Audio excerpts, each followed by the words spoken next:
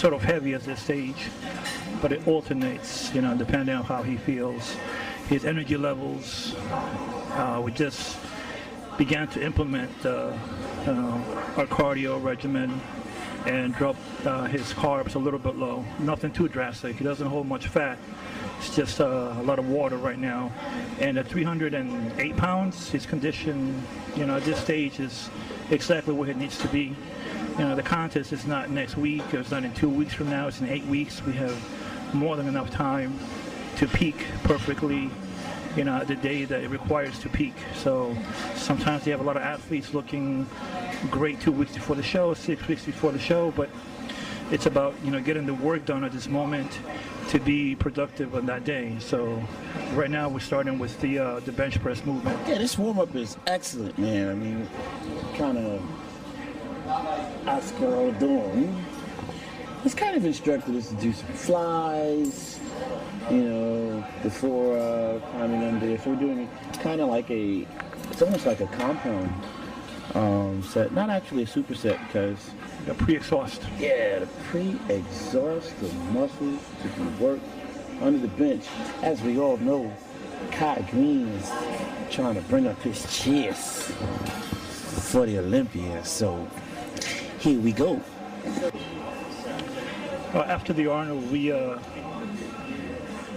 wanted to take some time to rest and recuperate and clean out his system a little bit so we can make some gains in a short off season before the Olympia, and focus basically on the basic movements.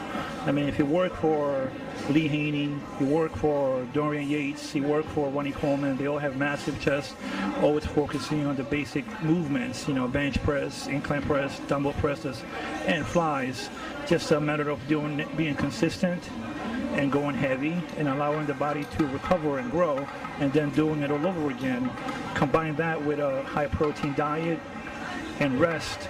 We really wanted to make sure that this year his chest, his shoulders are very dominant, especially the most muscular and the front lat spread. So you'll definitely see a much more improved Kai. Our goal has always been to always outdo what he's done before. So, you know, this Kai Greene will definitely, you know, be blowing away the Kai Greene of the Arnold, just like the Kai Greene of the Arnold blew away the Kai Greene of the New York Pro, and always improving and getting better. It's not it's not body maintenance, it's bodybuilding. So always, you know, continue to strive to improve in all fronts, you know, psychologically, nutrition, and training. So as you can see right now, he's warming up with 3 plates, getting ready for the heavy resistance to come. Well, you know, I've said on numerous occasions, I've introduced Oscar and described him as, you know, my mentor, training partner, and coach. Technically, you know, I think for the first time, the audience is getting, you know, a sneak peek opportunity to kind of like, you know, be the fly on the wall in some respect and kind of, you know, get a picture of what that looks like. And this is that opportunity. This is a gym that we, you know, very interestingly enough, you know, started out at. You know, Oscar trained here as a teenager,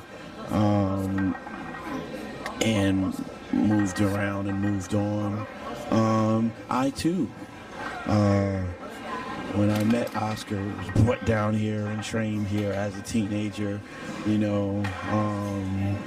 So yeah, I worked at the gym, had to mop the floors at one point, and was doing the mirrors at the gym, and, you know, ate at the gym, and tanned at the gym, and trained at the gym. Spent a lot of time as a gym rat at this gym and others. Yeah, at some point we were able to graduate and get out there to Steve and Bev. Powerhouse gym.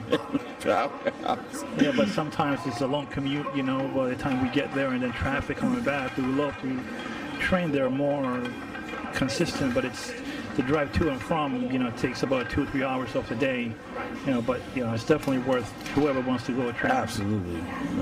Well, I think there's a need for all type of equipment. However, for the type of goal that we're trying to achieve and accomplish, I believe, always taking the most efficient route, nutrition-wise, training-wise, and in developing the chest tissue. Yeah, you have a lot of hammer strength machine and this shiny, fancy new machine made by this other company, but nothing beats the basics. When it comes to squatting for legs, bench pressing or incline pressing for chest, and that's what we focus on. It seems to have been working, so if it's not broken, we don't fix it. So we always strive to maintain with the basic movements and go freaking heavy.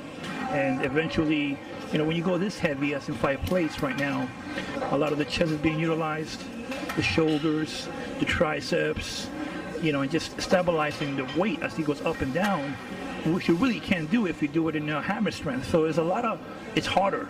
It's harder to squat free weight. It's easier to do an assist machine and leg presses. So that's why you don't see a lot of people squatting 4 or 5 plates with 20 reps. When they can do it in a Smith machine, it's a lot easier. But we're not trying to make it easier. I'm trying to make it harder. Whenever you make an exercise harder, you make it better, because the muscle has to work that much more hard to bring the weight up, and therefore breaks it down, and through nutrition and rest builds it up stronger than ever. I believe in listening to my guru / coach / mentor / training partner. Yeah, I just believe in getting it all done in the way that it possibly can be done. Are you Ronnie Coleman? No. Do I believe in strip sets? Yeah, at times. We do that. The other times that we do rest pause. Whatever it takes to get the job done. Intensity could be described in many different ways. This is one way to make it intense and to fatigue the chest muscle before we move over to inclines. But there are times that we go to 5 plates and we rest pause, do another 2 reps, rest pause. Eventually he gets 10 or 12 reps with that, and he's just fried. So it depends. So sometimes we do strip sets, and sometimes we do something else. There's no right one way to skin a cat. There's no wrong one way to develop the physique. You find instinctively what works best for you, and you stay with that regardless if the whole world's against you. You do it, and if you believe it and you see results, you stay with it. I don't want to bore the fans out there with the facts of the matter is a lot of times it's just not as awesome, I guess, in actual application as it may sound in theory. Reality is I eat pounds and pounds of meat a day. That's the fact. Sometimes we're cycling up right now. Chances are before we get to the event, we may be just doing like another experience of, we've done as much as 9 or 10 pounds of fish and steak, going into events. I know some guys can't do that, some people may believe that's impossible to do, I don't want to set limits for other people, and a lot of times when you talk specifically about what you do, you can help other people set limitations on what they can, so it's just real important to be able to understand that, man, you're working real hard to be a pro athlete at this level, working really hard to be able to best represent, the ideas that my mentor, my training partner would expect for me to do and represent our camp and represent, Team MD, represent Muscle Med. Muscle Meds wants me to come out there and look like the dude that is doing what he is supposed to do behind the scenes. So, you better believe that if I say that I'm taking my carnivore, I'm doing it. You better believe that if I say that I'm taking my, methyl burn, then I'm going to do that. You know, if I'm taking my inoxide, then I'm gonna do it, but I'm doing it with the end result in mind, and that result is being able to get out there at the Olympia stage 2009 this year, you know, and do what we came there to do. You know.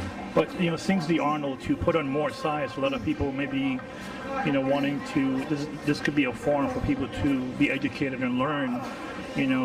As we were once fans of the sport and coming up in the sport, and what a pro athlete at this level does. From the Arnold to the Olympia prep. Our main goal was to put on thickness and